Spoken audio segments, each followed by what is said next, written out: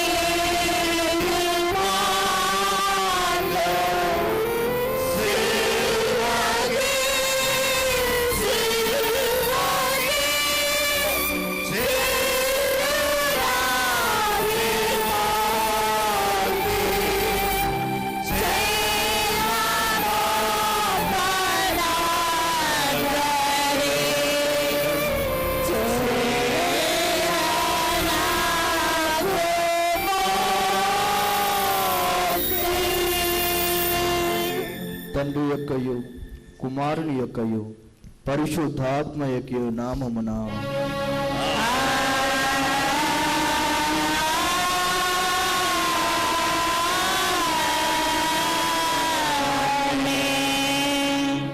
ఓ ప్రభువా, నా పెదవులను తెరువుము.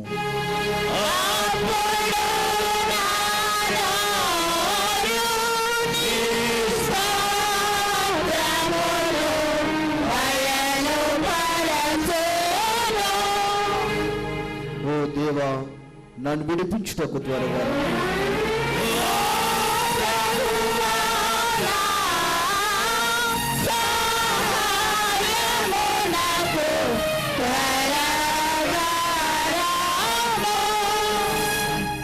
తండ్రికిని కుమారునికిని పరిశుద్ధాత్మకిని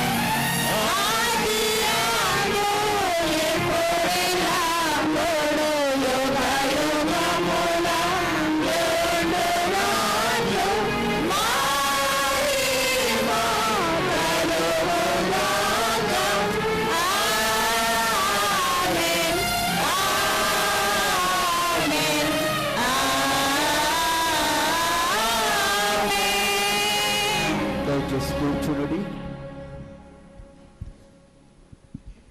ప్రభునందు ప్రియమైన సంగమ దేవుని బిడ్డలారా, లెంట్లో 8వ దినము కొరకు ఏర్పాటు చేయబడిన లేఖన భాగాలు చదువుగా విందాం. పాత నిబంధన పాఠ్యభాగం ఆదికాండం 13వ అధ్యాయంలో 1 నుండి 7 వచనాలు, ఆ తదుపరి 14వ వచనం, ఆ తర్వాత 18వ వచనాన్ని వై ఝాన్సీ రాణి గారు చదివి వినిపిస్తారు.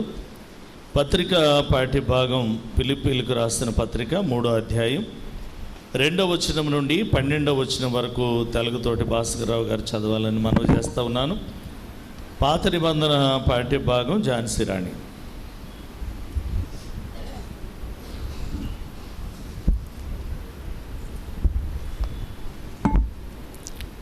లెంటులోని 8వ దినం కొరకై ఏర్పాటు చేయబడిన పరిశుద్ధ గ్రంథంలోని దేవుని వాక్యము పాత నిబంధన పాఠ్యభాగము 13వ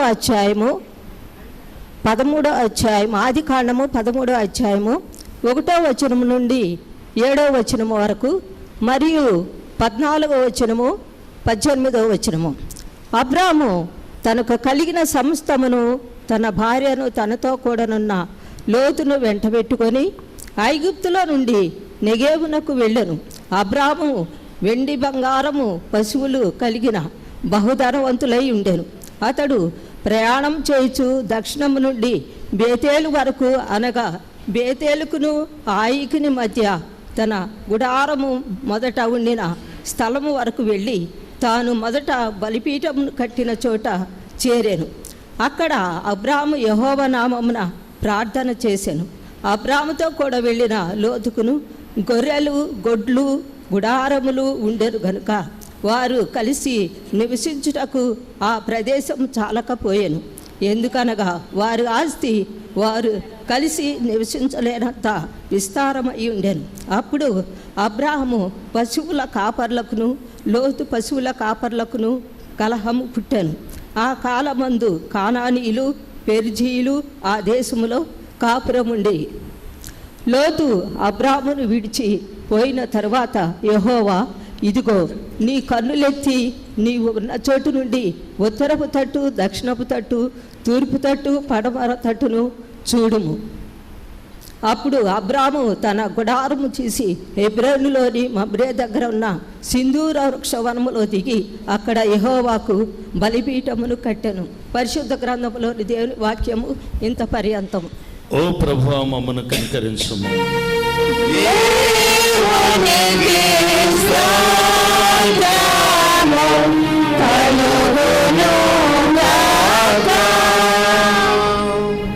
పత్రిక పాఠ్యభాగం భాస్కరరావు గారు.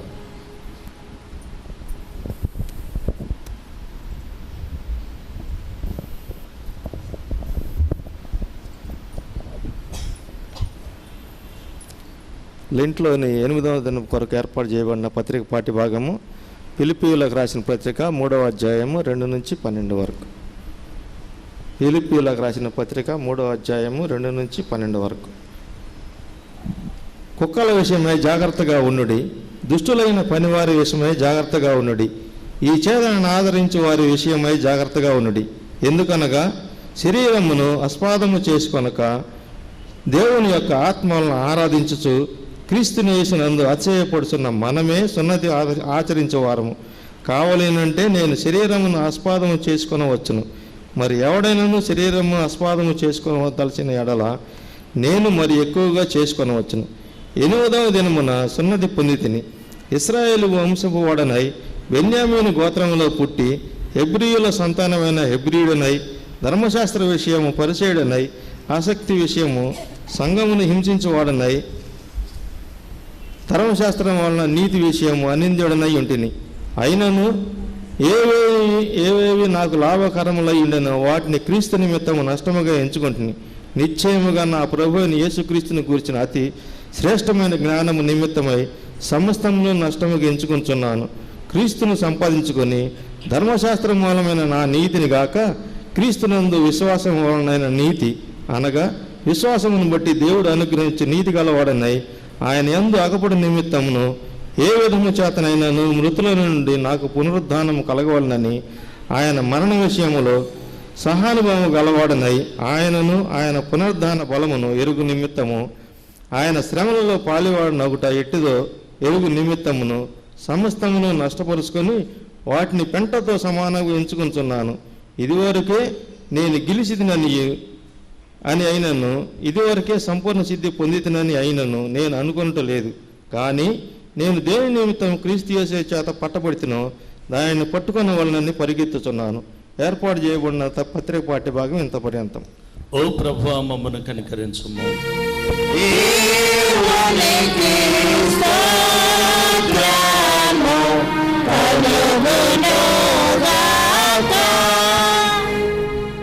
ఈ దినాన మరి వ్యర్థమైన మత సాంప్రదాయాలు అనే అంశంతో మన మధ్యకి పోయి జగదీష్ గారు వాక్యాన్ని అందించినై ఉన్నారు. మరి 10 to 8 క్లుప్తముగా మాట్లాడువారు ధన్యులు, మరలా పిలువబడతారు కనుక సమయాన్ని పాటించాలి. దైవ సందేశానికి వెళ్లే ముందు 188వ కీర్తన పాడుతూ దేవుని మహింపరుస్తూ వాక్య ధ్యానంలోనికి వెళదాం.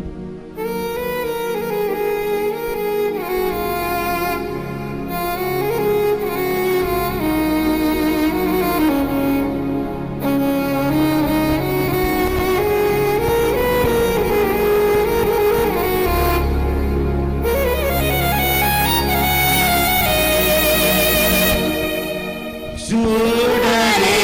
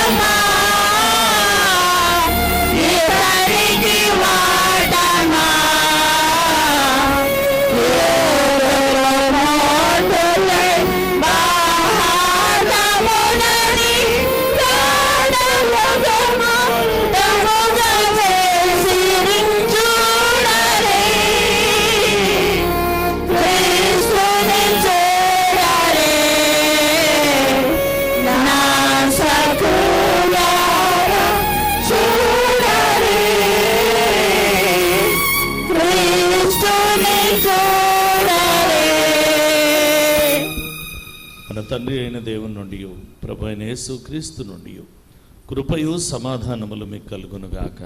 ఆమేన్. దయచేసి కూర్చోనండి.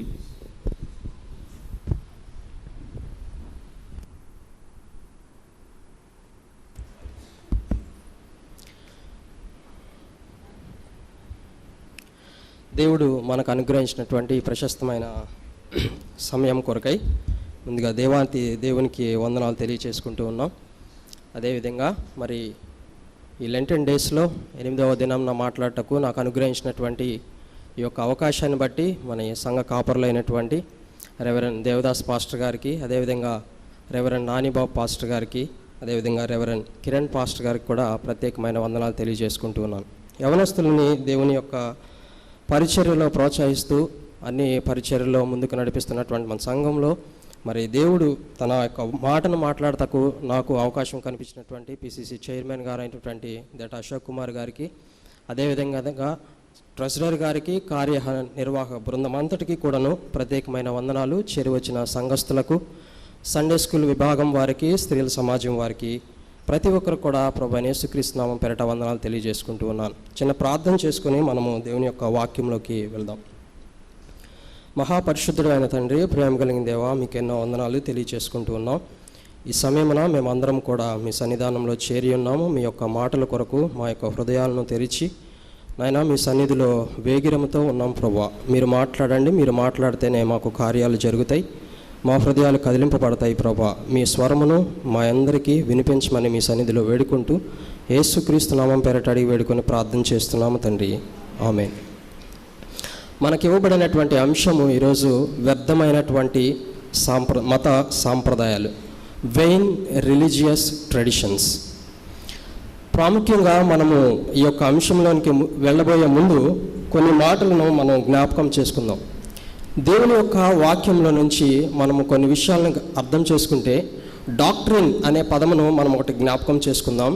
రెండవది పాలసీస్ అనే పదమును జ్ఞాపకం చేసుకుందాం. డాక్ట్రిన్ అంటే సిద్ధాంతము, పాలసీస్ అంటే లేదా ప్రాక్టీసెస్ అంటే విధానాలు. సిద్ధాంతము ఎప్పుడూ మారదు, కానీ విధానాలు మారవచ్చు. ఉదాహరణకి సిద్ధాంతము అంటే దేవుని యొక్క తత్వమును గురించి తెలుసుకొనటము, అది ఒక సిద్ధాంతము. క్రైస్ట్ డివినిటీ, యేసుక్రీస్తు యొక్క దైవత్వం గురించి తెలుసుకోవటము, అది ఒక సిద్ధాంతము. త్రిత్వము, తండ్రి యొక్క, కుమారుని యొక్క, పరిశుద్ధాత్మని యొక్క వాటి యొక్క త్రిత్వమును గురించినటువంటి తెలుసుకోవటం అనేది సిద్ధాంతము. వర్షిప్, ఆరాధన చేయటం అనేది సిద్ధాంతము. బ్రేకింగ్ ఆఫ్ బ్రెడ్, రొట్టెలో బలలో పాలు పొందటం అనేది ఒక సిద్ధాంతము. అర్పణలు అర్పించడం అనేది ఇది ఒక సిద్ధాంతము. అంటే డాక్ట్రిన్ ఎప్పుడు కూడా మారదు, కానీ విధానాలు మారచ్చు. చాలా జాగ్రత్తగా మనం గమనించాలి. డాక్ట్రిన్కి విధానాలకి చాలా తేడా ఉంటుంది. సిద్ధాంతాలకి విధానాలు వచ్చేసరికి మన యొక్క ఆరాధన సమయం, ఉదాహరణకి కొంతమంది ఆరాధనలు వేరు వేరు సమయాల్లో పెట్టుకుంటూ ఉంటారు, అవి మారుతూ ఉండొచ్చు, కానీ డాక్ట్రిన్ ఎప్పుడు కూడా మారదు. ఈ రెండు పదాలను మనం గమనించాలి. అదేవిధంగా దేవుని యొక్క వాక్యం చెప్తూ ఉంది, the core of the Bible. దేవుని యొక్క వాక్యం అంతా కూడా మనకు ఒకటే వివరిస్తూ ఉంటుంది. ఏమిటంటే దేవుడు మానవుడితో మాట్లాడుతూ ఉంటాం. God is speaking to the man. దేవుడు మానవుడితో మాట్లాడుతూ ఉంటాం. బైబిల్ గ్రంథం అంతటా కూడా చెప్తూ ఉంటుంది, God is speaking to the man. అది ఏ విధంగా అయినా దేవుడు మాట్లాడుతూ ఉండొచ్చు. హెబ్రీయులకు రాసిన పత్రిక 1వ అధ్యాయం 1వ వచనంలో చెప్తా ఉంది, దేవుడు నానా సమయంలోనూ నానా విధములుగా మన పితరులతో మాట్లాడినటువంటి దేవుడు ఈ దినముల అంతయందు క్రీస్తు ద్వారా మనతో మాట్లాడెను. It is a completed sentence. మనతో మాట్లాడెను, యేసుక్రీస్తు ప్రభువారి ద్వారా మనతో మాట్లాడెను. బైబిల్ గ్రంథం అంతట్లో కూడా దేవుడు మానవుడితో మాట్లాడటం అనేది జరుగుతూ ఉన్నటువంటి ప్రక్రియ. అయితే మానవుడు గుర్తించవలసింది ఏంటంటే, if you fail to listen the word of the God, మనం ఒకవేళ దేవుని యొక్క మాటను లేదా దేవుని యొక్క వాక్యాలను వినటంలో విఫలమైపోతే జరిగేటువంటి పరిణామం ఏంటి? If you fail to listen the word of the God, ఒకవేళ అదే కనుక జరిగితే we can fail in understanding of the God. ఒకవేళ అదే కనుక జరిగితే, దేవుని యొక్క మాటను మనం గ్రహింపులోకి తీసుకోవడం విఫలమైనప్పుడు దేవుని యొక్క నేచర్, దేవుని యొక్క స్వభావం ఏంటో మనకి అర్థం చేసుకోలేనటువంటి పరిస్థితిలోకి వెళ్ళిపోతాం. The very nature of the God we cannot able to understand. దేవుని యొక్క పరిపూర్ణమైనటువంటి జ్ఞానము, దేవుని యొక్క అపరిమితమైనటువంటి జ్ఞానము, తత్వమును మనం తెలుసుకోవటంలో విఫలమైపోతూ ఉంటాం. ఎప్పుడైతే దేవుని యొక్క తత్వమును, దేవుని యొక్క ఉద్దేశాలను, దేవుని యొక్క మనస్సును తెలుసుకోవటంలో విఫలమైపోతూ ఉంటామో అప్పుడు దేవుణ్ణి ఆరాధించే విషయంలో కూడా మనం విఫలమైపోతూ ఉంటాం. చూడండి, ద సీక్వెన్స్ ఒకటి, దేవుని వాక్యమును అర్థం చేసుకోవటం విషయంలో విఫలమైతే దేవుడంటే మనకు తెలియదు.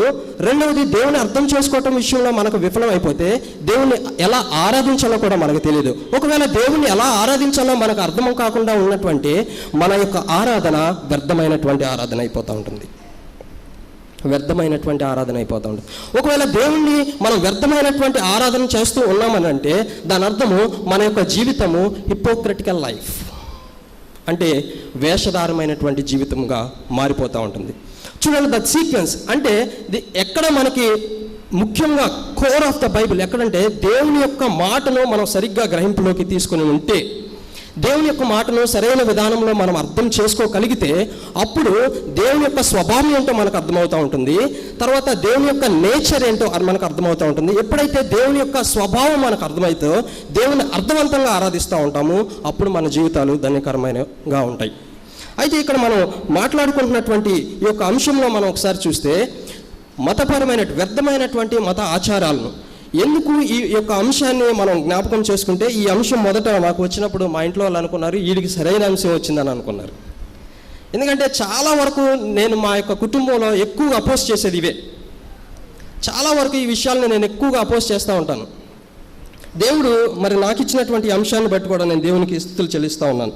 మనం చదువుకున్నటువంటి వాక్య భాగంలో ఫిలిప్పీలకు రాసిన పత్రిక 3వ అధ్యాయము 2వ వచనం నుండి 12 వచనాల భాగం చదువుకుంటే అపోస్తులైన పౌలు మనకు వివరిస్తూ ఉన్నాడు. ఏమని వివరిస్తున్నాడంటే, జాగ్రత్తగా ఉండండి, జాగ్రత్తగా ఉండండి, జాగ్రత్తగా ఉండండి అని 3 సార్లు ఈ మాటను మనకు పలుకుతున్నట్లుగా కనపడతా ఉన్నది. బివేర్ బివేర్ బివేర్, జాగ్రత్తగా ఉండండి, జాగ్రత్తగా ఉండండి. ఏ విషయంలో జాగ్రత్తగా ఉండంటున్నాడు? మొదటిది కుక్కల విషయమై జాగ్రత్తగా ఉండండి, బివేర్ ఆఫ్ డాగ్స్. రెండవది దుష్టులైనటువంటి పనివారి విషయమై జాగ్రత్తగా ఉన్నది, బివేర్ ఆఫ్ ఈవిల్ వర్కర్స్. మూడవది ఇచ్ఛేదనను ఆచరించే వారి విషయమై, అంటే శరీరం ద్వారా శరీరాన్ని అనుసరించే వారి విషయమై జాగ్రత్తగా ఉండండి అని ఈ 3 విషయాలు కూడా అపోస్తలుడైనటువంటి పౌలు మనకు వివరిస్తూ ఉన్నాడు. జాగ్రత్తగా ఉండండి, జాగ్రత్తగా ఉండండి, జాగ్రత్తగా ఉండండి. ఎందుకు వీరి విషయంలో జాగ్రత్తగా ఉండండి అని అంటున్నాడంటే, అపోస్తలుడైనటువంటి పౌలు దేవుని చేత ఎన్నుకోబడిన తర్వాత అన్ని జనులకు సువార్త ప్రకటించడానికి దేవుని చేత ఎన్నుకోబడినటువంటి అపోస్తలుడైనటువంటి పౌలు యేసు ప్రభువారి ద్వారా రక్షింపబడినటువంటి అన్ని జనులను ఆయన యొక్క రక్తం ద్వారా ఆయన యందు విశ్వాసం ఉంచడం ద్వారా రక్షింపబడినటువంటి అన్ని జనులకు మరొకటువంటి యూదుల్లో నుంచి కొంతమంది వచ్చి మీరు సున్నతి పొందితేనే రక్షింపబడినట్లు అనే క్లారిఫికేషన్ అక్కడ వాళ్ళ యొక్క అన్ని జనులకు వారు వివరిస్తూ ఉన్నారు. ఆ మాటలు మనం ఒకసారి చూస్తే అపోస్తుల కార్యాలు 15వ అధ్యాయం 1వ వచనంలో, అపోస్తుల కార్యాలు 15వ అధ్యాయం 1వ వచనంలో ఏమనుందంటే, కొందరు యూదయ నుండి వచ్చి మీరు మోషే నియమించిన ఆచారం చొప్పున సున్నతి పొందితేనే రక్షణ అని బోధిస్తూ ఉన్నారు. కొందరు యూదయ నుండి వచ్చి మీరు మోషే నియమించిన ఆచారం చొప్పున ఫాలో అయితేనే మీరు రక్షింపబడినట్లు అని మతపరమైనటువంటి ఆచారాన్ని ఈ అన్యజనులు ఎవరైతే ఉన్నారో, యేసు క్రీస్తునందు విశ్వాసం ఉంచడం ద్వారా రక్షింపబడినటువంటి అన్యజనులు ఎవరైతే ఉన్నారో ఈ యూదులు వచ్చి వారికి చెప్తా ఉన్నారు. అయితే పౌలు దాన్ని అడ్డుకుంటూ తన మాటలను ఇక్కడ వివరిస్తూ ఉన్నటువంటి ఉద్దేశం మనకు కనపడతా ఉన్నది. వారిని ఏ విధంగా పోలుస్తూ ఉన్నాడంటే కుక్కలతో పోలుస్తూ ఉన్నాడు. చాలా కఠినమైనటువంటి పదాలు ఇక్కడ అపోస్తలుడైనటువంటి పౌలు ఉపయోగిస్తూ ఉన్నాడు. బివేర్ ఆఫ్ డాగ్స్ అని అంటున్నాడు, కుక్కలతో పోలుస్తున్నాడు. రెండోది వచ్చేసరికి దుష్టులైనటువంటి పనివారు. ఎందుకు పౌలు వీరి విషయమై జాగ్రత్తగా ఉండాలి? ఒకవేళ వీరు చెప్పినటువంటి ఆచారాన్ని కనుక మీరు ఫాలో అవితే, వీరు చెప్పినటువంటి ఆచారాన్ని మీరు మనసులోకి తీసుకుంటే మీ యొక్క జీవితాలు కూడా వేషధారణమైనటువంటి జీవితాలుగా మారిపోతాయని పౌలు హెచ్చరిస్తూ ఉన్నాడు. వేషధారణమైనటువంటి జీవితాలుగా మారిపోతాయి. ఎందుకు వేషధారమైనటువంటి జీవితాలుగా మారిపోతూ ఉన్నాయంటే ఇవి మతపరమైనటువంటి ఆచారాలు. యేసు ప్రభువారు పుట్టక మునుపు పాత నిబంధనలో మోషే యొక్క ధర్మశాస్త్రం ప్రకారము 2 టైప్స్ ఆఫ్ లాస్ ఉంటాయి. ఒకటి వచ్చేసరికి సెర్మోనియల్ లా, రెండోది వచ్చేసరికి మోరల్ లా, నైతిక విలువలతో కూడినటువంటి ధర్మశాస్త్రము మోరల్ లా. రెండోది సెర్మోనియల్ లా అంటే ఆచారంతో కూడినటువంటి ధర్మశాస్త్రము. ఈ సెరమోనియల్ లా అనేది యేసు ప్రభు వారిలో సంపూర్తిగా నెరవేర్చబడింది. సెరమోనియల్ లా వచ్చేసరికి బలులు ఉంటాయి, ఆచారాలు ఉంటాయి, పండుగలు ఉంటాయి, పాపపరిహారార్థ బలి, సమాధాన బలి, ఇంకా ఫెస్టివల్స్లోకి వచ్చేసరికి అనేకమైనటువంటి పస్కా పండుగ అని చెప్పేసి, తర్వాత రొట్టెల పండుగ అని చెప్పేసి అనేకమైనటువంటి ఆచారాలు ఈ యొక్క సెరమోనియల్ లాలో ఉంటాయి. అయితే అవన్నీ కూడా యేసు ప్రభులో నెరవేర్చడానికి ఒక చూపిస్తున్నటువంటి పిక్చోరియల్ రిప్రజెంటేషన్. ఒక యేసు ప్రభులో రాబోయేటువంటి యేసుక్రీస్తులో ఈ యొక్క విషయాలన్నీ కూడా, వీటి వెనుకున్నటువంటి అర్థం అంతటి కూడా యేసు ప్రభు వల్ల నెరవేర్చబడిపోతా ఉన్నది.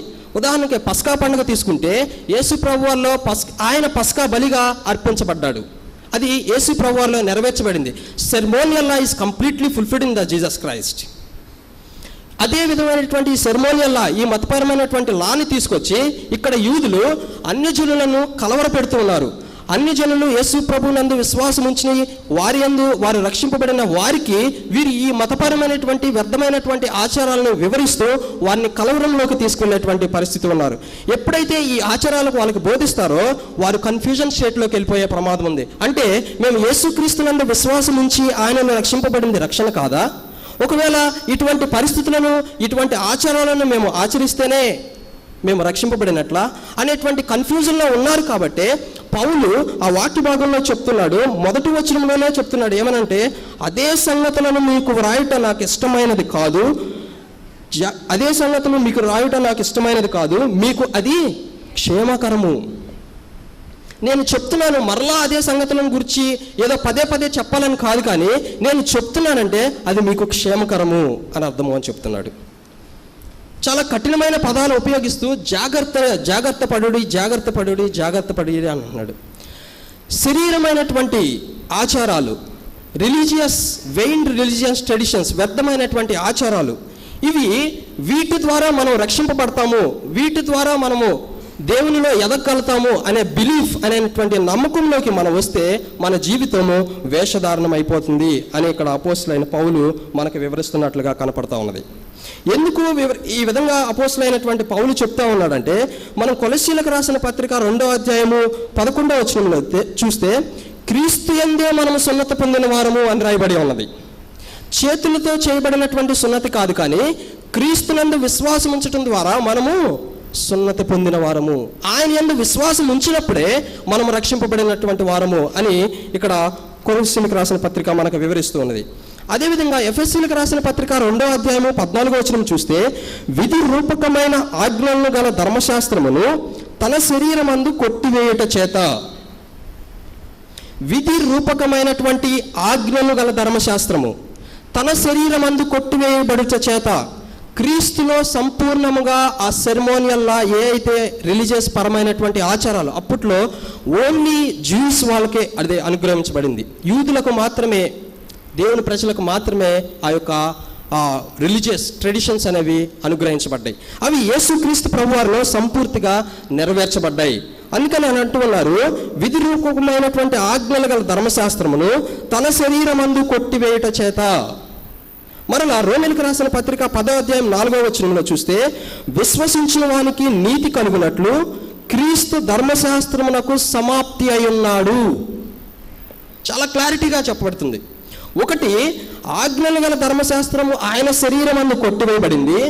రెండవది, విశ్వసించిన వారికి, యేసుక్రీస్తును విశ్వసించిన వారికి నీతి కలుగునట్లు. ఎప్పుడు నీతి కలుగుతుందంటే ఆయన యందు విశ్వసించే వానికి, ఆయన యందు విశ్వసించే వానికి నీతి కలుగునట్టు క్రీస్తు ధర్మశాస్త్రమునకు సమాప్తి అయి ఉన్నాడు. క్రీస్తు ధర్మశాస్త్రమునకు సమాప్తి అయి ఉన్నాడు. మనము ఆయన యందు విశ్వాసం ఉంచడం అనేది చాలా ప్రాముఖ్యమైనటువంటి విషయం. ఒకవేళ మరలా ఇటువంటి వ్యర్థమైనటువంటి ఆచారాలకు మనకు వెనక్కి వెళితే మనలో వచ్చేటువంటి స్వభావం ఏంటంటే, మనం సెల్ఫ్ రైచియస్ అయిపోతాం, స్వనీతి పరులు అయిపోతాం. ఇక్కడ పరిసయ్యులు, శాస్త్రులు వీరు అనుకునేటువంటి భావన ఏంటంటే, వీరు స్వనీతి పరులుగా ఆలోచించుకుంటూ ఉంటారు, సెల్ఫ్ రైచియస్ అయిపోతూ ఉంటాము. లేదా విధంగా మనం జీవించేటువంటి జీవితం ఎలా ఉంటుందంటే, మన యొక్క జీవితము ఎక్స్టర్నల్ లైఫ్ బేస్ చేసుకుని ఉంటుంది. లోకానుసారమైనటువంటి ఆ యొక్క మనం ఫాలో అవుతూ మనం జీవిస్తేటువంటి స్వభావంలోకి వెళ్ళిపోతూ ఉంటాం. మూడోది వచ్చేసరికి సెల్ఫ్ రైచియస్నెస్ లైఫ్ అయిపోతుంది. తర్వాత సెల్ఫ్ సెంటర్డ్ లైఫ్ అయిపోతూ ఉంటుంది. ఎందుకనంటే మన జీవితంలో, మనం జీవించేటువంటి జీవితంలో మనమే కేంద్రంగా కనపడతా ఉంటాం ఈ మతపరమైనటువంటి ఆచారాలని మనము ఫాలో అవుతూ ఉంటే. ఈ వ్యర్థమైనటువంటి ఆచారాలను మనం ఫాలో అవుతూ ఉంటే మనలో కనపడాల్సింది ఎవరు? మనలో కనపడాల్సింది క్రీస్తు కనపడాలైతే ఈ ఆచారాలను ఫాలో అవటం వల్ల మనమే కేంద్రం అయిపోతూ ఉంటాం. మనమే స్వనీతిగా ఉన్నామని చెప్పేసి భావించుకుంటూ ఉంటాం. మనలో ఉన్నటువంటి అంతర్యమైనటువంటి జీవితాన్ని జీవించకుండా లోకము మనల్ని చూసి జీవించేటట్టు, లోకాన్ని చూసి మనం జీవించాలి. అదేవిధంగా లోకము నన్ను చూసి ఏమనుకుంటుందో అని సెల్ఫ్ ప్రైడ్లోకి వెళ్ళిపోయేటువంటి అవకాశం ఉంటుంది. దేవుడు ఎప్పుడు కూడా మన యాక్షన్స్ని మాత్రమే చూడు, కానీ మన యాక్షన్స్ వెనుకున్నటువంటి యాటిట్యూడ్ని కూడా చూస్తాడు. God not only sees the actions, but he also sees the attitude behind hour actions. నువ్వు చేసేటువంటి పని వెనుక ఉన్నటువంటి ఉద్దేశము దేవుడు మొదటగా చూస్తాడు. నువ్వు చేసే పని మనుషులకు కరెక్ట్గా కనపడచ్చు, కానీ దాని వెనుక ఉన్నటువంటి ఉద్దేశము సరైనది కాకపోతే అది దేవుడు మెచ్చడు. ఎంత మాత్రమో మెచ్చడు. దేవుడు మన హృదయాన్ని ఎరిగినటువంటి వాడు. దేవుడు మన హృదయాన్ని పరిశీలించేటువంటి వాడు. ఈ వ్యర్థమైనటువంటి మత ఆచారాలు, వీరు ఫాలో అయ్యేటువంటి ట్రెడిషన్స్ని ఒకవేళ మీరు కనుక ఫాలో అవుతూ ఉంటే మీరు సెల్ఫ్ రైచియస్ అయిపోతారు, సెల్ఫ్ సెంటర్డ్ అయిపోతారు. అదేవిధంగా మీరు స్వనీతి పరులు అయిపోతారు. ఎక్స్టర్నల్ లైఫ్, బాహ్యంగా జీవించేటువంటి జీవితం మనకి వచ్చేస్తుంది. బాహ్యంగా జీవించేటువంటి జీవితం అంటే బాహ్య లోకాన్నే చూస్తాం మనం జీవించేటప్పుడు. మన జీవితంలోకి తొంగి చూడడం, ఎప్పుడు కూడా మన జీవితంలోకి తొంగి చూడడం. అందుకని ఇక్కడ అపోస్తలుడు అయినటువంటి పౌలు చాలా స్పష్టంగా చెప్తూ ఉన్నాడు, కుక్కల విషయమై జాగ్రత్తగా ఉండండి, దుష్టుల కార్యాల విషయమై జాగ్రత్తగా ఉండండి, శరీరేచ్ఛ స్వభావములు ఫాలో అవుతూ ఈ రిలీజియస్ మతపరమైనటువంటి ఆచారాలు ఫాలో అవుతూ ఉండేటువంటి వారి విషయమై జాగ్రత్తగా ఉండండి. ఎందుకు చెప్తున్నాడు? The very nature of God. మన యొక్క దేవుడు ఎటువంటి దేవుడు? యెషయా గ్రంథం 40వ అధ్యాయం 28వ వచనంలో ఏమని ఉంటుందంటే, నీకు తెలియదా? ప్రశ్న వేస్తూ ఉన్నారు. నీకు తెలియదా? నీవు వినలేదా? భూదిగంతములను సృజించినటువంటి యెహోవా నిత్యుడగు దేవుడు. Our God is everlasting God, and our God is everlasting, from everlasting to everlasting. నిత్యత్వం నుంచి నిత్యత్వంలో ఉన్నటువంటి దేవుడు. ఆయన ఒక ప్లేస్కి పరిమితమైనటువంటి వాడు కాదు, ఒక ప్రదేశానికి పరిమితమైనటువంటి వాడు కాదు, ఒక కాలానికి పరిమితమైనటువంటి కాదు, కాలానికి అతీతంగా ఉన్నటువంటి వాడు. He's not the creation, he's creator. ఒకవేళ దేవుడు సృష్టించినటువంటి సృష్టిని, రోమీయులకు రాసిన పత్రిక 1వ అధ్యాయం 21వ వచనంలో ఏమని ఉంటుందంటే, జగత్తుత్పత్తి మొదలుకొని సృష్టింపబడినటువంటి వస్తువులను గురించి ఆలోచించడం వలన దేవుని యొక్క లక్షణాలు ఏమై ఉంటాయో మీకు అర్థమవుతూ ఉంటాయి. అయితే మీరు సత్యమును అడ్డగించి మనుషుల ఎక్కయు, చతుష్పద జంతువుల ఎక్కయు మీరు దేవుని యొక్క ఉన్నతమైన మహిమను వాటికి మార్చాడు అని దేవుని చెప్తూ ఉన్నాడు. అక్షయుడకు దేవుని మహిమను క్షయమగు వస్తువులకు, చతుష్పద జంతువులకు ప్రతిమా స్వరూపముగా మీరు మార్చిరి అని అంటా ఉన్నారు. అక్షయమైనటువంటి దేవుడు, ఎవర్ లాస్టింగ్లో ఉన్నటువంటి దేవుడు, నిత్యత్వం కలిగినటువంటి దేవుడు, ఎల్లప్పుడూ ఉండేటువంటి దేవుడు, ఒక ప్రాంతానికి, ఒక ప్రదేశానికి పరిమితి చెందినటువంటి దేవుడు కాదు. అలాంటి దేవుణ్ణి మీరు ఒక ప్రదేశానికి పరిమితం చేశారు, ఒక సృష్టికి పరిమితం చేశారు, ఒక ఆకారానికి పరిమితం చేశారు అని దేవుడు ఇక్కడ చెప్తూ ఉన్నాడు రోమీయులకు రాసిన పత్రికలో. That is religious tradition, vain religious tradition. ఎందుకు అటువంటి ఆచారాలకు మనం వెళ్తామంటే, we cannot able to understand the very nature of the God. దేవుని యొక్క అసలైనటువంటి స్వభావం మనకు అర్థం అవ్వకపోతే మనం ఏం చేస్తామో కూడా మనకు తెలియదు. మా తాతగారు మంచి దైవజనులు, ఆయన చనిపోయారు. ఆయన చనిపోయిన తర్వాత ఆయన శవాన్ని తీసుకెళ్తూ ఉంటారు కదా, సమాధిపేటలో పెట్టి తీసుకెళ్తా ఉన్నప్పుడు అక్కడ నడింపల్లి ప్యారిష్ పాస్టర్ గారు ఆయన పిలిచి నాకు పక్కకు చెప్పారు, అయ్యా మీ తాతయ్య దేవుణ్ణి నమ్ముకొని ఉన్నారు, ఆయన బ్రతికున్నప్పుడు నాతో చెప్పాడు, ఒకవేళ నేను చనిపోతే మాత్రం ఈ గులాములు కొడతాం, ఈ కొబ్బరికాయలు కొడతాం, అలాంటి ఏం చేయొద్దని చెప్పాయా అని అన్నాడు. ఆయన నన్ను పక్క తీసుకెళ్ళి చెప్పాడు అన్నమాట పాస్టర్ గారు. నేను మా నాన్నగారితో అదే డిస్కస్ చేశాను. ఆయన ఇలాగ ఉన్నారు కాబట్టి ఇవన్నీ కరెక్ట్ కాదు, 2 నిమిషాల్లో నాకు మొత్తం అవాయిడ్ అయిపోవాలని చెప్పేసి ఆయన సమాధి పెట్టేంత వరకు కూడా అక్కడ ఏ ఆచారాన్ని నేను కొనసాగించలేదు. కొంతమంది బుధవారం గురువారం చనిపోయినప్పుడు మా తాతయ్య ఆ యొక్క దినాల్లో కూడా చనిపోయాడు. బుధవారం గురువారం చనిపోతే కోడిగుడ్డు ఒకటి పట్టుకోవాలంట. ఎందుకు పట్టుకోవాలో తెలియదు, ఎందుకు చేస్తారో తెలియదు. రెడీగా ఉన్నారు ఒక టీం అంతా అక్కడ. మొత్తం ఆయన తీసుకెళ్ళి సమాధి కార్యక్రమం చేసేటప్పుడు పాస్టర్ గారిని దగ్గర పెట్టుకొని వాక్యానికి ప్రిఫరెన్సు, పాటలకు ప్రిఫరెన్సు, ఆరాధనకి ప్రిఫరెన్స్, ఇవన్నీ జరిగించుకొని చక్కగా ఇంటికి వచ్చేసేయాలి. ఇవన్నీ ఏం జరగటానికి వీల్లేదని అన్న. అలాగే జరిగింది. వ్యర్థమైనటువంటి ఆచారాలు, ఉపయోగం లేనటువంటి ఆచారాలు, నీ ఆచారాలని ఇంప్లిమెంట్ చేసి దేవుని యొక్క ఉన్నతమైనటువంటి మహిమను డిగ్రేడ్ చేస్తూ ఉన్నావు, తగ్గించేస్తూ ఉన్నావు. ఆయన యొక్క స్వభావం నీకు అర్థం కాకపోతే నీ ఆచారాల్లో నువ్వు ఏ విధంగా ఎదుగుతావు? అక్కడ ఏమనంటున్నాడంటే, యెహోవానగు నేను నిత్యుడగు దేవుణ్ణి అని అంటా ఉన్నాడు.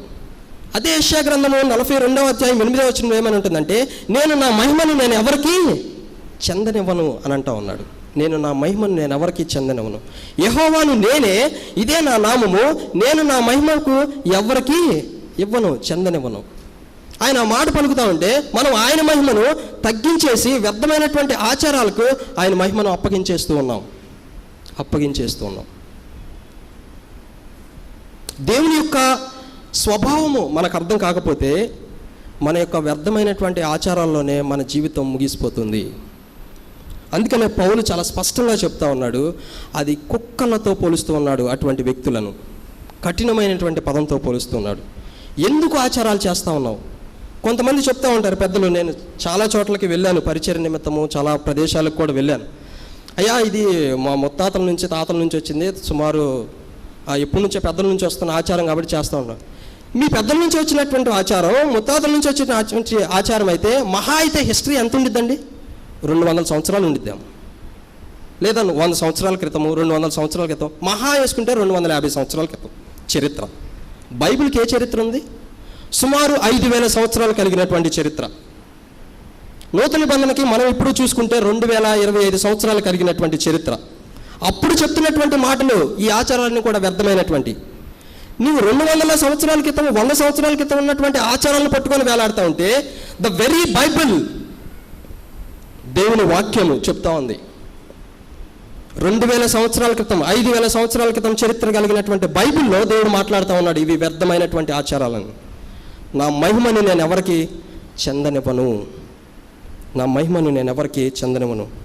ఈ ఆచారాలను మనం ఫాలో అవుతూ ఉంటే మనం ఏ విధంగా అయిపోతామనంటే, మత్తయి సువార్త ఒకసారి చూద్దాం. మత్తయి సువార్త 15వ అధ్యాయంలో చూద్దాం.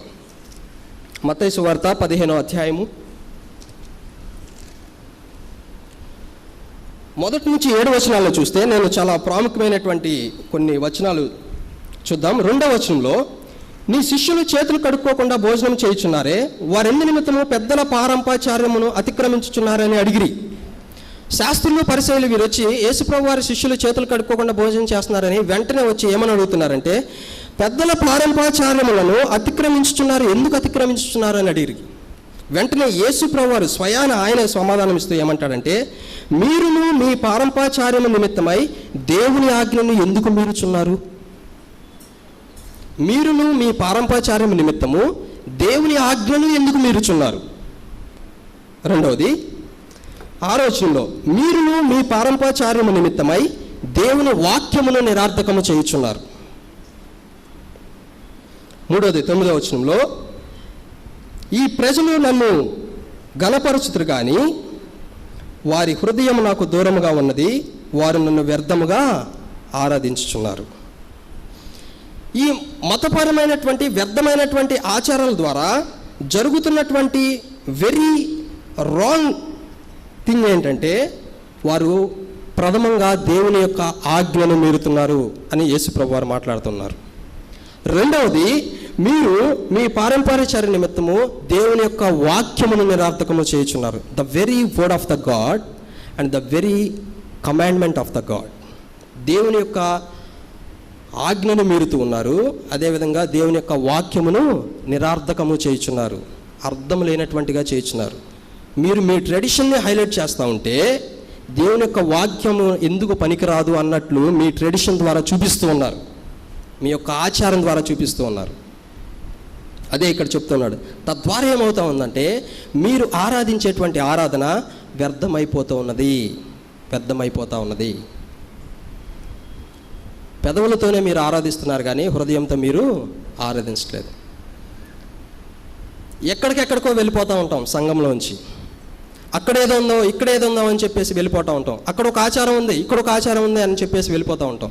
ఇన్స్టెబిలిటీ మనలోకి వచ్చేస్తూ ఉంటుంది. స్థిరత్వం లేనటువంటి క్రైస్తవులుగా మనం మిగిలిపోతూ ఉన్నాం. ఈ సంఘంలో దేవుడు మనకు ఒక రెస్పాన్సిబిలిటీ ఇచ్చినప్పుడు, ఈ సంఘంలో నిన్ను ఒక వ్యక్తిగా పెట్టినప్పుడు, నీకు ఒక బాధ్యతని ఇచ్చినప్పుడు, ఈ సంఘం గురించి ప్రార్థన చేయాల్సినటువంటి బాధ్యత, ఈ సంఘంలో నువ్వు చేయాల్సినటువంటి పనులు, ఈ సంఘంలో మనం చేయాల్సినటువంటి పనులు దేవుడు మనకు రెస్పాన్సిబిలిటీ ఇచ్చేశాడు.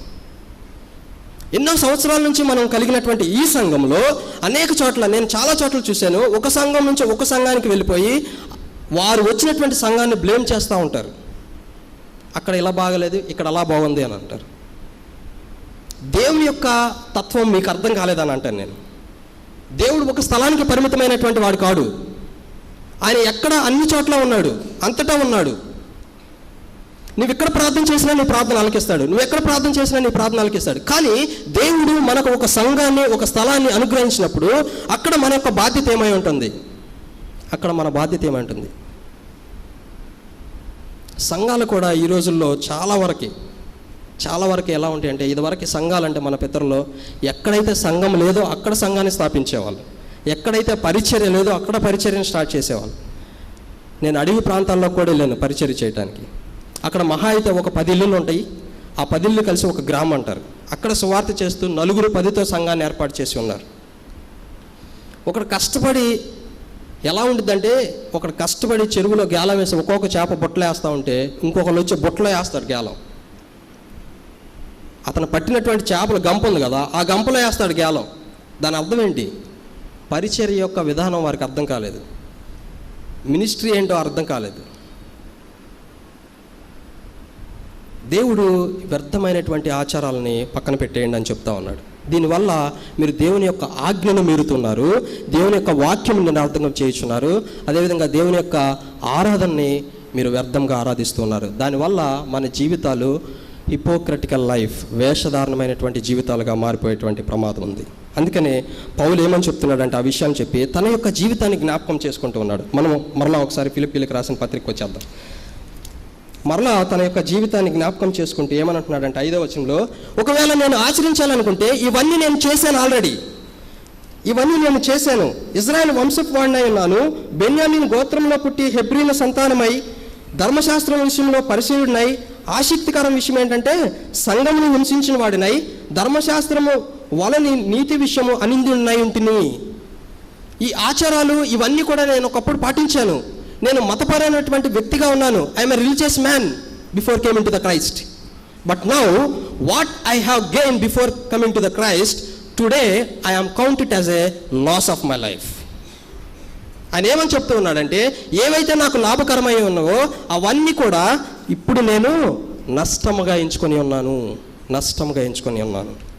ఎందుకు నష్టంగా ఎంచుకొని ఉన్నానంటే, ఎందుకు చెప్తున్నాడు? ఎందుకు నష్టంగా ఎంచుకొని ఉన్నానంటే, నేను క్రీస్తు గూర్చినటువంటి జ్ఞానములో ఎదుగుట నిమిత్తము. The very understanding of the Jesus Christ, I have to know the very understanding of the Jesus Christ. దేవుని యొక్క యేసుక్రీస్తు ప్రభు వారి యొక్క ఉన్నతమైన స్వభావాన్ని నేను ఇంకా పరిపూర్ణంగా తెలుసుకున్నట్టు కొరకు, ఆయన యొక్క జ్ఞానమును సంపూర్ణంగా తెలుసుకున్నట్టు కొరకు నాకు కలిగినటువంటి సమస్తమును నేను నష్టముగా ఎంచుకున్నాను. ఆచారాలు వ్యర్థమైనవి అన్నీ కూడా నాకు నష్టము. అవన్నీ నాకు ఒక పక్క పేరు ప్రఖ్యాతులు తెచ్చి ఉండొచ్చు, అవన్నీ కూడా ఒక మతపరమైనటువంటి ఆచారంలో ఒక గొప్ప వ్యక్తిగా నన్ను చూసి ఉండొచ్చు. కానీ అవన్నీ కూడా ఇప్పుడు నాకు నష్టము. ఎందు నిమిత్తం నేను నష్టంగా ఎంచుకున్నానంటే, నేను యేసుక్రీస్తు గురించి తెలుసుకోవాల్సింది ఇంకా చాలా ఉంది. అందుకని అంటున్నాడు, అతి శ్రేష్టమైనటువంటి జ్ఞానమును సంపాదించుకుని నిమిత్తము అని అంటున్నాడు. Righteousness of Christ. తర్వాత విశ్వాసం వలనైనటువంటి నీతి గురించి, యేసుక్రీస్తుని అందులో విశ్వాసం వలనైనటువంటి నీతి ఏ విధంగా ఉంటుందో దాన్ని ఎరుగు నిమిత్తము నేను సమస్తమును నష్టముగా ఎంచుకుంటున్నాను అని అంటూ ఉన్నాడు. తర్వాత ఆయనతో సహవాసము చేయటము, ఆయన శ్రమలలో పాలుపాడం అవటం, ఆయన పునరుద్ధానంలో నేను కూడా ఫాలో అవటం, ఆయనతో సహవాసం కలిగి జీవించటంలో నాకు ఇదివరకు ఏవైతే ఉన్నాయో అవన్నీ కూడా నేను సమస్తముగా నష్టముగా ఎంచుకొని ఉన్నాను అని అంటూ ఉన్నాడు. అందుకని గలతీలకు రాసిన పత్రిక 2వ అధ్యాయం 20వ వచనంలో ఉంటుంది, క్రీస్తే నా యందు జీవించుచున్నాడు, ఇకను జీవించువాడును నేను కాదు, నేను కాదు, నేను కాదు. సమస్తమును వ్యర్థంగా ఎంచుకున్నాడు. అందుకనే పౌలు ఏమని అంటున్నాడంటే, నాకు ఇష్టమైనటువంటి మాట బైబిల్లో 13వ వచనంలో ఏమని ఉంటుందంటే, 12వ వచనంలో, ఇదివరకే నేను గెలిచితనని అనుకోవట్లేదు, ఇన్ని విషయాలు తెలుసుకున్నప్పటికీ కూడా నేను గెలిచానని అనుకోవట్లేదు, నేను సంపూర్ణ శుద్ధి పొందితునైనను ఇదివరకే గెలిచితనని నేను అనుకోవట్లేదు, కానీ నేను దేని నిమిత్తము క్రీస్తు యేసు చేత పట్టబడుతునో దాన్ని పట్టుకునే వాళ్ళని పరిగెత్తుచున్నాను అని అంటున్నాడు. నేను ఇదివరకే సంపూర్ణ జ్ఞానం పొందాను అనుకోవట్లేదు, నేను ఇదివరకే సంపూర్తిగా క్రీస్తుని తెలుసుకున్నాను అనుకోవట్లేదు, కానీ నేను దేని నిమిత్తం క్రీస్తు చేత పట్టబడుతున్నో దాని గురించి ఇంకా తెలుసుకోవాలని నేను పరిగెత్తుచున్నాను అనుకుంటున్నాడు. పట్టుకొని ఉన్నానని ఏదైతే అనుకున్నామో దాని గురించి పరిగెత్తుచున్నాడు. 13వ వచనంలో, నేను ఇదివరకే పట్టుకొని ఉన్నానని అనుకోవట్లేదు, కానీ ఒకటి చేయుచున్నాను, వెనకున్నవి మరిచి ముందున్న వాటికై వేగిరపడుచు పరుగు పందెంలో ఓపికతో పరిగెత్తుచున్నాను. అయితే ఒకటి చేస్తున్నాను, వెనకున్నవి మరుస్తున్నాను, ముందున్న వాటికై వేగిరపడుతున్నాను. I'm forgetting the past, forecasting the future, running in the present. ఇప్పుడు పౌల్ని అడిగితే ఏమని సమాధానం చెప్తాడంటే, నేను ఇంకా స్టార్ట్ చేయలేదు అని సమాధానం చెప్పడు, నేను ఇంకా ఫినిష్ చేయలేదు అని సమాధానం చెప్పడు, ప్రస్తుతం నేను పరిగెత్తుచున్నాను, I mean in running position. మనం మన జీవితాల్లో ఇంకా స్టార్ట్ చేయలేదనే సమాధానం చెప్తాం. పౌలు యొక్క మెజర్మెంట్ చూసారా, తన యొక్క రిలీజియస్ లైఫ్కి తన యొక్క స్పిరిచువల్ లైఫ్కి మెజర్ చేసుకున్నాడు. మెజరింగ్ స్టిక్స్ ఏదైతే కొలమానంగా తీసుకున్నాడంటే క్రీస్తును కొలమానంగా తీసుకున్నాడు. క్రీస్తుని ఎప్పుడైతే కొలమానంగా తీసుకున్నాడో తను విడిచిపెట్టినటువంటి ఏంటంటే వ్యర్థమైనటువంటి ఆచారాలన్నింటిని కూడా విడిచిపెట్టేశాడు. మనం తీసుకున్నటువంటి కొలమానము మన యొక్క జీవితాన్ని డిసైడ్ చేస్తూ ఉంటుంది. Hour decision will decides hour destination. మనం తీసుకునేటువంటి నిర్ణయము మన యొక్క గమ్యాన్ని సూచిస్తూ ఉంటుంది. యేసు క్రీస్తును మన జీవితంలో కంపేర్ చేసుకోగలిగితే, ఆయన్ని మెజరింగ్ స్టిక్గా తీసుకోగలిగితే, మన జీవితంలో ఆయన్ని వెంబడించాల్సిన రీతిలో ఆయన గురించి తెలుసుకోవాల్సినటువంటి జ్ఞానము అపరిమితమైనదని, దాని కొరకు వేగిరిపడేటువంటి వారిగా ఉంటాము. ఆ విధంగా ఉండటానికి పరిశుద్ధాత్మ దేవుడు మనందరికీ సహాయం చేయనుగాక. ఆమేన్. సమస్త జ్ఞానమునకు మించిన దేవుని సమాధానం యేసుక్రీస్తు వల్ల మీ హృదయములకు తలంపులకు కావలి ఉండునుగాక. Hallelujah.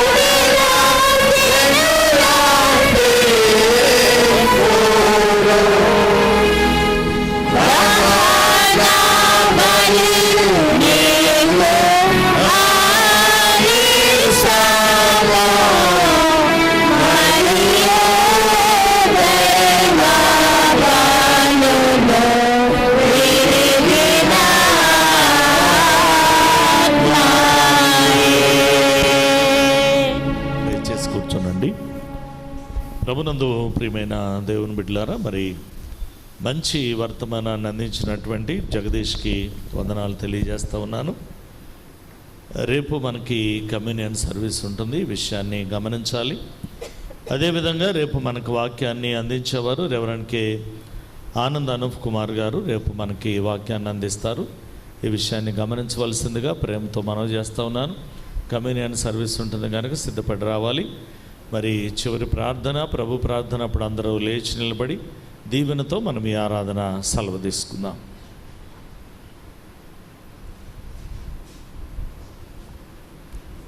ప్రార్థింతుము. పరిశుద్ధుడువు పరిశుద్ధుడువు పరిశుద్ధుడు అని నిత్యము రేయింబవళ్ళు కోట్లాది దూతలతో కొనియాడబడుచున్న మా ప్రభువైన యేసుక్రీస్తు మీ పరిశుద్ధమైన ప్రశస్తమైన శ్రేష్టమైన నామాన్ని బట్టి మీకు లెక్కలేని స్తుతులు స్తోత్రాలు చెల్లిస్తూ ఉన్నాం. మరొక మండల కాలపు ధ్యానాన్ని మా జీవితాలకు ఇచ్చి మా జీవితాలను మరొకసారి సరిచేసుకునటానికి మీ కృప చూపిస్తూ ఉన్నటువంటి విధానమును బట్టి మీ కొందనాలు స్తోత్రాలు చెల్లిస్తూ ఉన్నాము దేవా. ఇటు రీతిగా ఈ మండల కాలపు ధ్యానాల్లో ఈ రాత్రి వేళ మీ సన్నిధిలో చేరి ఇంతదనక మేమంతా కలిసి ఆరాధించాము. మీరు మహిమనొందారు ప్రియా. మీ దాసుని మీ పక్షముగా నిలవబెట్టుకుని ఈ దినాన మాట్లాడినటువంటి ప్రతి శ్రేష్టమైనటువంటి మాటను బట్టి మీ కొందనాలు స్తోత్రాలు చెల్లిస్తూ ఉన్నాం. విత్తబడినటువంటి వాక్యము ప్రతి ఒక్కరి హృదయములో చక్కగా భద్రపరచబడి ప్రభు వాక్యానుసారమైనటువంటి బిడ్డలు కలిగి జీవించుటకు మీ కృపా సహాయమును చేరిన మా బిడ్డలందరికీ కూడా మీరు అనుగ్రహించమని ప్రార్థిస్తూ ఉన్నాం. మా సెయింట్ మార్క్స్ దేవాలయం కలిగినటువంటి ప్రతి కుటుంబాన్ని మీ కృపలో జ్ఞాపకం చేసుకునండి. మా సంఘ కాపరులు, వారి కుటుంబాలు, వారి పరిచర్యలు ఇంత కనుక మీరు తోడుగా ఉన్నారు. మీ కృపను వారితో ఉంచండి. మా సంఘ పిసిసి చైర్మన్ గారిని బట్టి, ట్రెజరర్ గారిని బట్టి, పిసిసి ఎల్సిసి సభ్యుల కొరకై కుటుంబాలను బట్టి మీ సన్నిధిలో ప్రార్థిస్తూ ఉన్నాం. వారు చేయించినటువంటి పనుల్లో, ఉద్యోగంలో బిడ్డల పట్ల మీ కృప దయచేయండి. మా సంఘ స్త్రీల సమాజము, యవన బిడ్డలు, సండే స్కూల్ బాలబాలికల కొరకై ప్రార్థిస్తూ ఉన్నాం. విశేషంగా ఇంతదనక బిడ్డల యొక్క పరీక్షల్లో మీరు కృప చూపించినటువంటి గొప్ప దేవుడవు. రాస్తున్నటువంటి పరీక్షల్లో మంచి జ్ఞానాన్ని ఇస్తూ ఉన్నారు ప్రభా. ఇది నానా ఇంటర్మీడియట్ మొదటి సంవత్సరం పరీక్షలు ముగించుకునడానికి బిడ్డలకు మీరు కృప చూపించారు. అందుని బట్టి మీ కొందనాలు చెల్లిస్తూ ఉన్నాం. రాసినటువంటి పరీక్షలన్నీ కూడా చక్కగా విజయవంతంగా ముగించుకుని ఉన్నారు. ఇంటర్మీడియట్ సెకండ్ ఇయర్ పరీక్షలు రాస్తున్నటువంటి బిడ్డలు ఉన్నారు. వారికి కూడా కావలసిన మీ జ్ఞానాన్ని, తెలివిని, వివేచన మీరు అనుగ్రహించండి. అదే రీతిగా 10వ తరగతి విద్యార్థులు ఎగ్జామ్స్ కొరకై సిద్ధపడతా ఉన్నారు. మీ కృప వారితో ఉంచండి. మా సంఘములో ఉన్నటువంటి బిడ్డలు ప్రభా ఆయా ప్రదేశాల్లో, ఆయా రాష్ట్ర దేశ విదేశాల్లో విద్య నిమిత్తమై, ఉద్యోగం నిమిత్తమై, వ్యాపారం నిమిత్తమై ఉంటూ ఉండగా మీ సన్నిధి వారితో ఉంచండి. మీ కృప చూపించమని ప్రార్థన చేయించున్నాం. సంఘంలో ఉన్నటువంటి బిడ్డలు కష్టకాలంలో, శ్రమల్లో, వ్యాధుల్లో, బాధల్లో, ఆర్థిక పరమైనటువంటి ఇబ్బందుల్లో ఉన్నటువంటి కుటుంబాలు ఉన్నాయి. వీటన్నిటి నుంచి కూడా మీరు విడుదల దయచేయండి. విశేషంగా ఈ దినాన జన్మదినమో, వివాహ దినమో జరిపించుకుంటున్నటువంటి బిడ్డలుంటే రెట్టింపు సంవత్సరమైనటువంటి దయాకిరీటాన్ని బిడ్డల జీవితాలకు మీరు అనుగ్రహించమని ప్రార్థన చేయించున్నాం. ఈ ఆరాధనలో చేరి ఇంతదనక మీ నామాన్ని స్తుతించినటువంటి మా యొక్క సంఘ కోయర్ బృందాన్ని బట్టి ప్రార్థిస్తూ ఉన్నాం. వారికి ఇచ్చినటువంటి స్వరాలతో మీ నామాన్ని స్తుతించారు. చక్కటి సంగీతాన్ని అందించినటువంటి మీ ప్రియ బిడ్డను, కుటుంబాన్ని మీ కృపలో జ్ఞాపకం చేసుకుని దీవించండి. మా సెక్షన్స్ను, వారి పరిచయను, కుటుంబాలను మీరు ఆశీర్వదించండి. విశేషంగా నూతన దేవాలయ నిర్మాణం కొరకై మీ సన్నిధిలో మరొకసారి జ్ఞాపకములోనికి తెచ్చుకుంటా ఉన్నాం. దేవాలయ నిర్మాణం నిమిత్తమై అనేకులు ప్రభా ధారాళంగా కానుకలు ఇస్తున్నటువంటి బిడ్డలున్నారు. వారు ఇచ్చినటువంటి కానుక కంటే రెట్టింపు దీవెనలు, ఆశీర్వాదములు కుటుంబాలతో ఉంచండి. విశేషంగా ఈ మండల కాలపు ధ్యానాల్లో అనేకులు ఉపవాసములుండి కన్నీరు విడిచి ప్రార్థిస్తూ ఉన్నారు. బిడ్డలకు కావలసిన మంచి ఆరోగ్యాన్ని ఇవ్వండి. ఆత్మీయమైనటువంటి స్థితిని మీరు చూస్తూ ఉన్నారు. ఆత్మీయముగా బిడ్డలను జీవింపచేస్తూ విశ్వాసములు స్థిరం కలిగి ప్రభా అనేకులు మాదిరికరమైనటువంటి జీవితాన్ని బిడ్డలు కలిగి జీవించుటకు మీ కృపను దయచేయమని ప్రార్థిస్తూ ఉన్నాం. మీ దాసుడు మాట్లాడినటువంటి మాటలు ఆయా స్థలాల్లో ఉండి ఆలకించినటువంటి మా ప్రియుల కొరకై ప్రార్థిస్తూ ఉన్నాం. వారిని, వారి బిడ్డలు, వారి కుటుంబాలను కూడా మీ కృపలో జ్ఞాపకం చేసుకుని దీవించండి. ఈ ఆరాధన ముగించుకుని బిడ్డలు వారి గృహాలకు తిరగని వెళుచుండగా ఈ రాత్రి మంచి విశ్రాంతినిచ్చి మరలా వేకుని మీ సన్నిధానములో కలిసి మీ నామాన్ని స్తుతించి ఆరాధించి గణపరిచేటువంటి ధన్యతను మా అందరికీ కూడా మీరు అనుగ్రహించి సమస్త మనవులు సంఘపక్షంగా మీ చేతులకు సమర్పిస్తూ యేసు అతి శ్రేష్టమైనటువంటి నామములో ప్రార్థన చేయుచున్నాము తండ్రి, ఆమేన్. పరలోకమందున్న మా తండ్రి, నీ నామము పరిశుద్ధ పరచబడును గాక, నీ వాక్యము వచ్చును గాక, నీ చిత్తము పరలోకమందు నెరవేరుచున్నట్లు భూమి యందును నెరవేరును గాక. మా అనుదిన ఆహారము నేడు మాకు దయచేయము. మా ఎడల అపరాధము చేసిన వారిని మేము క్షమించిన ప్రకారం మా అపరాధములను క్షమించుము. శోధనలోనికి తీగ దుష్టుని నుండి మమ్మలను తప్పించుము. రాజ్యము, శక్తియు, మహిమయు నిరంతరమును నీవే ఉన్నవి. ఆమేన్. ప్రభు నిన్ను ఆశీర్వదించి నిన్ను కాపాడును గాక. ప్రభు నీకు తన సన్నిధిని ప్రకాశింపజేసి నిన్ను కరుణించును గాక. ప్రభు నీ మీద తన సన్నిధి కాంతును ఉదయింపజేసి నీకు సమాధానము కలుగచేయును గాక.